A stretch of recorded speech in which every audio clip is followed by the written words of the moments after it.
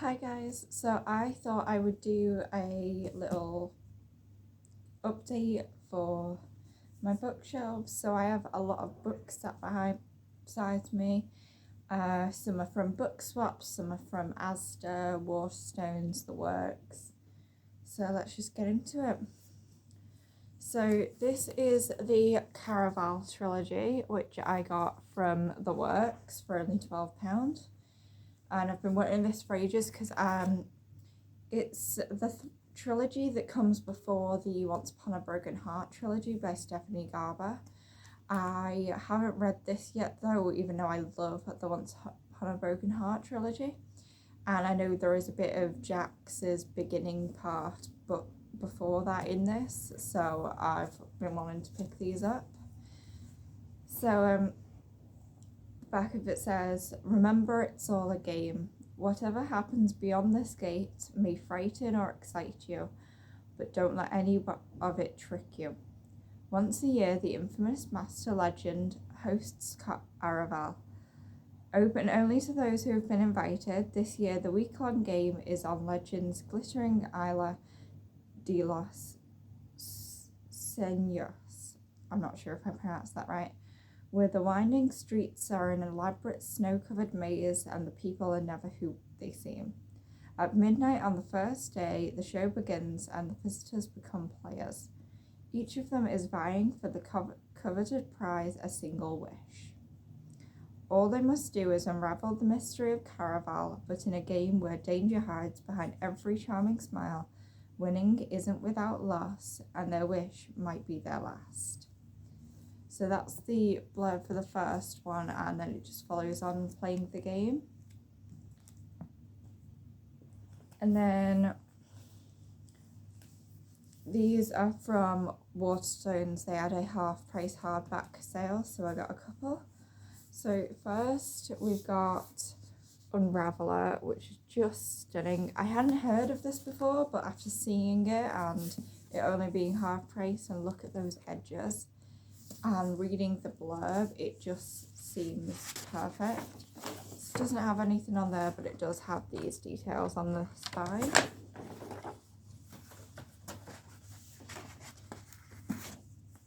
And it was also signed by the author.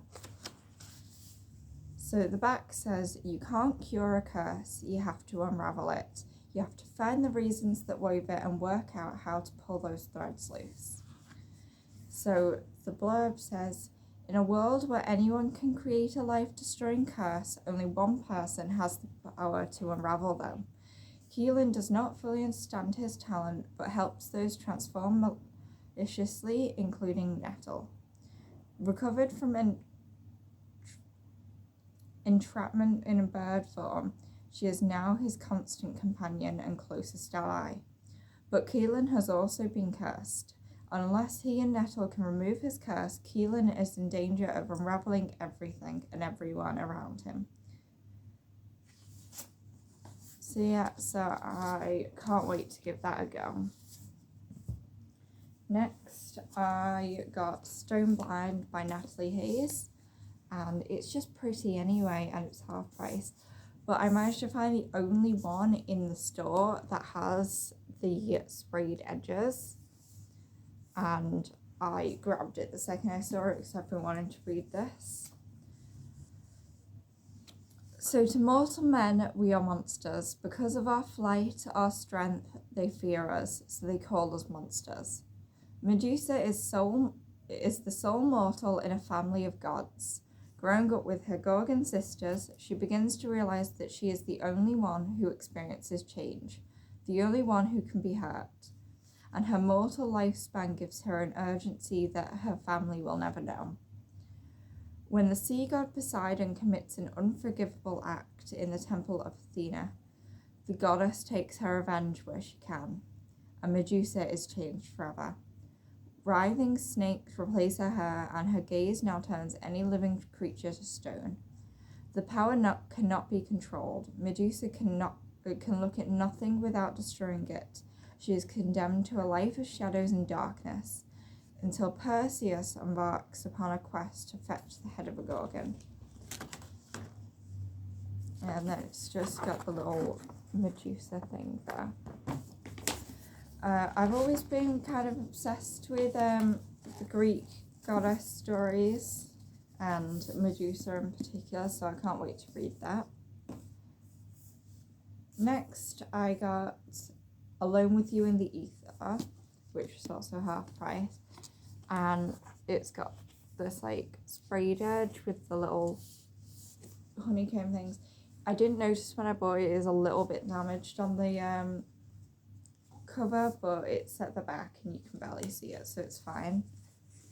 And then it's got this nice white hardback.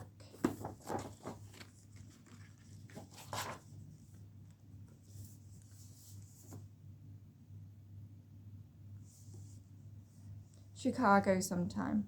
Two people meet in the Art Institute by chance. Prior to their encounter, he is a doctoral student.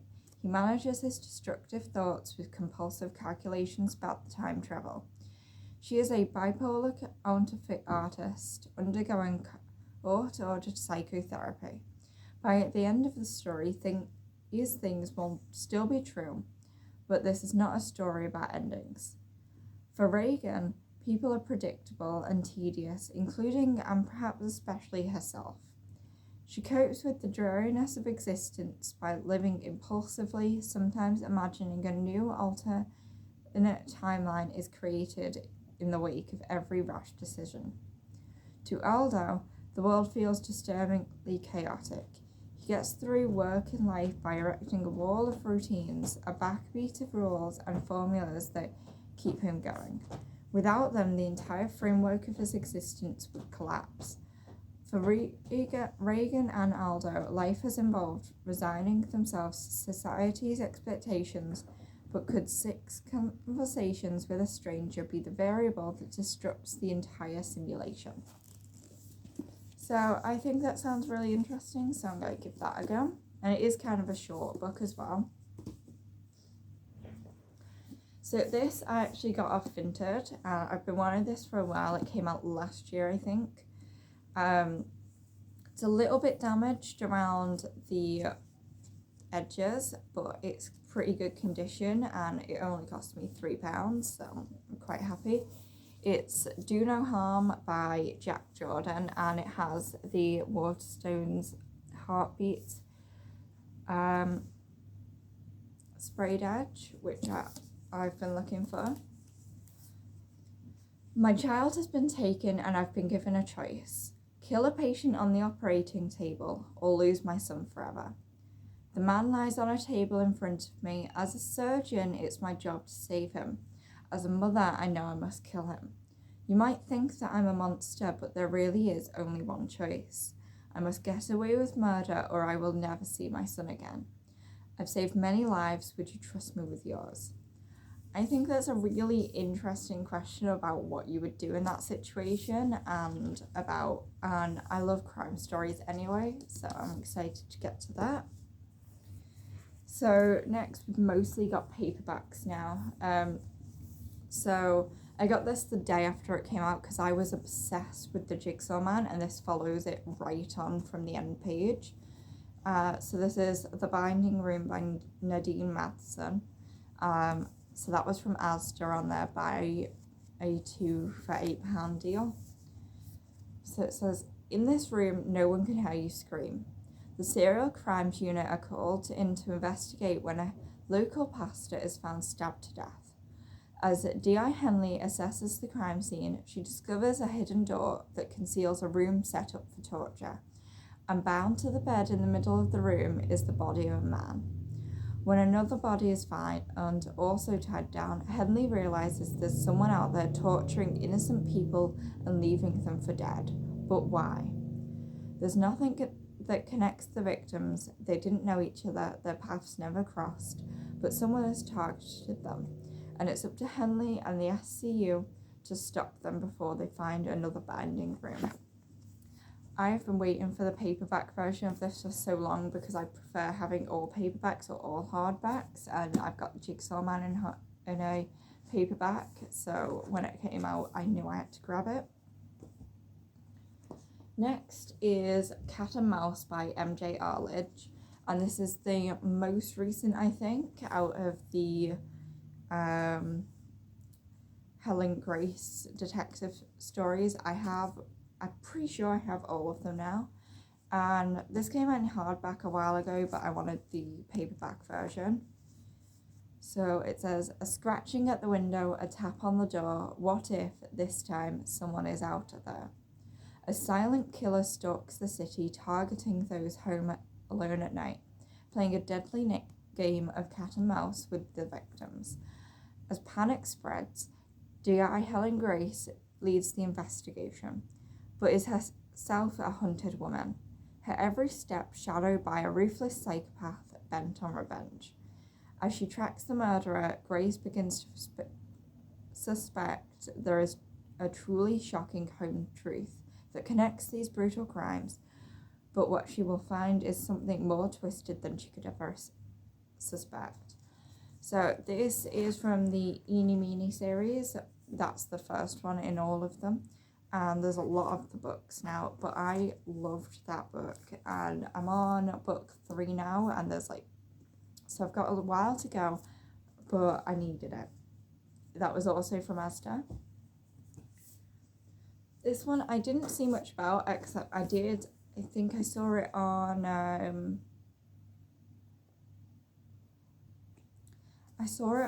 Bookster. I saw a couple of people read it. I didn't know what it was about until I picked it up in Asda though, and it's just pretty as well. So the front says, he's copied the world's most evil killers. Now he's ready to outdo them all. It's The Echo Man by Sam Holland. It says, the murders have begun. Across England, a string of murders is taking place, each different in method, but each horrifying and brutal. But the killer is just getting started. Jess Ambrose is plunged into the investigation when her husband is killed. With the police pointing at her, she runs. Her only hope is disgraced detective Nick Griffin, and he's going to shock the world. Soon, Jeff and Griffin discover the unthinkable. The murderer is copying the world's most notorious serial killers, but now he's ready to create his own masterpiece, and it will be more terrifying than anything that has come before. I love crime books, so I can't wait to get to that.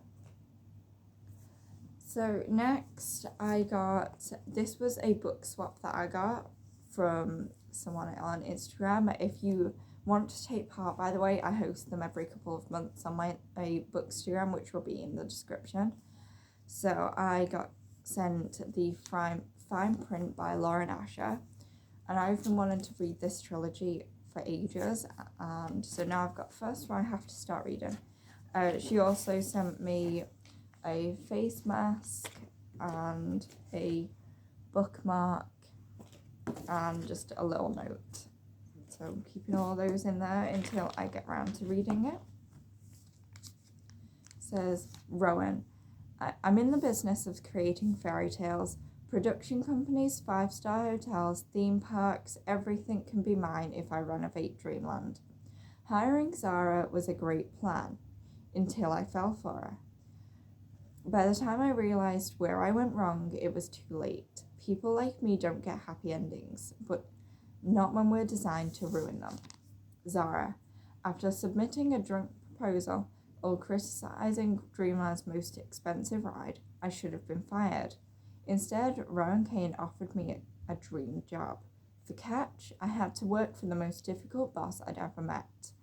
Rowan was rude and completely off limits, but my heart didn't care. At least not until I discovered his secret. It was time to teach the billionaire that money couldn't fix everything, especially not us. So that sounds really exciting. It's not really something I'd probably go for usually, but it sounds good. And then these two came together in another book swap I did back in October.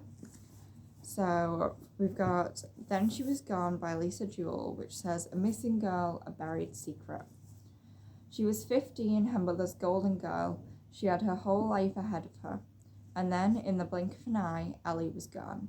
10 years on, Laurel has never given up hope of finding Ellie, and then she meets a charming and charismatic stranger who sweeps her off her feet. But what really takes her breath away is when she meets his 9-year-old daughter, because his daughter is the image of Ellie. Now all those unanswered questions that have haunted Laurel come flooding back. What really happened to Ellie, and who still has secrets to hide? I have been loving Lisa Jewell's books recently, so I can't wait to get to that. And then we've got She Who Became the Sun by Rebel Warrior Hero by Shelley Parker Chan. And just look at that side. I don't have any books in this colour, but it's gorgeous. And then it says, in a famine-stricken village, a seer who shows 2 children their futures. For the boy, there's greatness. For the girl, nothingness. But China in 1345 lies under harsh Mongol rule, and the other villagers can't imagine how the boy Zhu Chongba might find success. And indeed, when bandits seize the village, Zhu Chongba dies. Desperate to survive, the girl steals her brother's identity to enter a monastery. There, Zhu learns to be ruthless to avoid her fated death, but when her sanctuary is destroyed by war, Zhu is cast back into the world. To stay alive, she must claim her brother's great destiny as her own and rise as high as she can dream. So I don't usually read a lot of historical books, but this one sounded really interesting, so I'll give that a go. And then these last 2 were from the works. I've been wanting this for a while. It's called All of Us Villains by Amanda Foody and Christine Lynn Herman. It says on the front, ambition, magic and power, and blood before all. So it says, you fell in love with the victors of the Hunger Games, now prepare to meet the villains of the Blood Trail. After the publication of a salacious tell-all book, the remote city of Ilvanath is thrust into the spotlight. Tourists, protesters, and reporters alike flock to its spell shops and historic ruins to witness an ancient curse unfold. Every generation, 7 families name a champion among them to compete in a tournament to the death. The winner awards their family exclusive control over the city's high magic supply, the most powerful resource in the world. In the past, the villainous Lows have won nearly every tournament, and their champion is prepared to continue his family's reign. But this year, thanks to the influence of their newfound notoriety, each of the champions has a means to win, or better yet, a chance to rewrite their story. But this is a story that must be penned in blood. I think this sounds really interesting. Bit of Hunger Games meets villains and all that. So I'm excited for that. And then lastly, I had to pick up the hardback of 5 Survive because it's only like $7.50. Because this came out a couple of weeks ago. I missed out on the exclusive edition, but I really liked Good Girl's Guide to Murder trilogy, so I knew I had to pick this up. So it says 8 hours, 6 friends, 1 sniper. You can't see me, but I can see you. If you try to run, I will shoot. And then it's got like these like tie-on threads on there, and then it's got that on the back.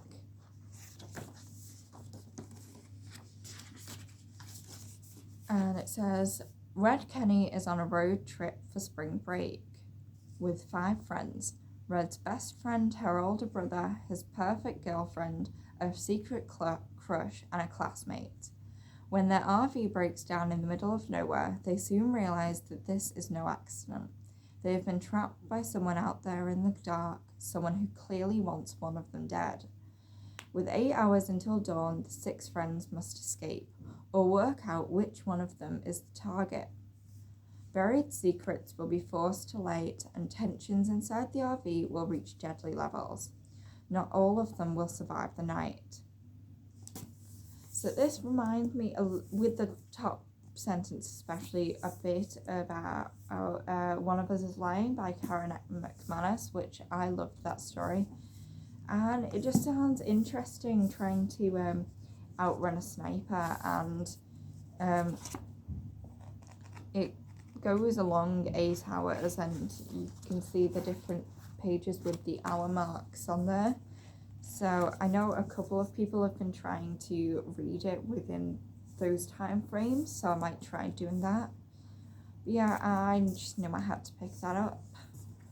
So other than that, I did get a fairy loot box. If you want to go and check out my last video, I did unbox it there.